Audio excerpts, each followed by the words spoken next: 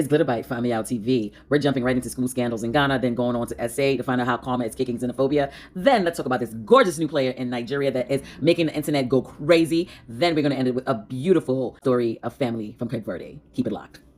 First off, let's talk about the school scandal that's hit Ghana at Bole Senior High School, where a teacher was found in a very compromising situation with one of the senior high school students in hijab. So the question to me is, if you're going to school, can you trust that the teachers are going to take care of your kids? Because clearly they're taking care of your kids with something else, the wuru that they're not supposed to. So this is something I've been to senior high school, boarding school, and I know that women and boys can get compromised. So there needs to be stricter rules going on about these senior high schools, junior high schools, and teachers taking advantage of the students because it's uncalled for. I'm glad the education department is stepping in and removed him, and they're doing what they need to do to investigate this case and make sure this doesn't keep happening. This is a repetitive story that keeps happening in schools. We need to do something to stop it now. Ridiculous that this is still going on in this day and age where you're supposed to be going to school and then you're doing something that you shouldn't be doing.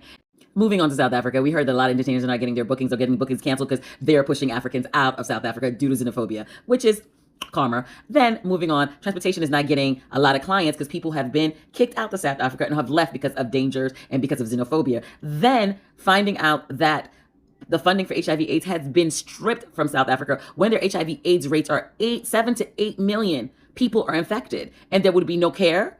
USA has cut funding. So South Africa, you're reaping what you sow. You're reaping what you sow. And we don't want that. We want to make sure that people are getting their HIV medication, but you need to treat people with respect because this is what happened. Let's talk fine boys, no pimples. Look at the new fine heartthrob called Maduka Okoye that's been signed to Nigeria's Super Eagles. And everybody's talking about him. He is gorgeous, drop dead gorgeous, 6'6", fine as wine. Everybody, all the ladies are ready to marry him. But he said he's not interested.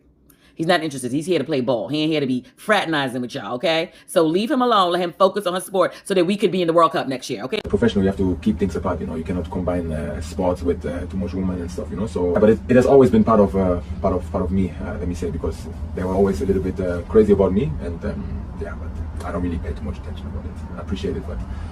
Let's talk Vozina from Cape Verde. When God's time is the right time is the story I'm about to tell you. This goalkeeper had Spain in a chokehold. They couldn't get a goal in if they tried.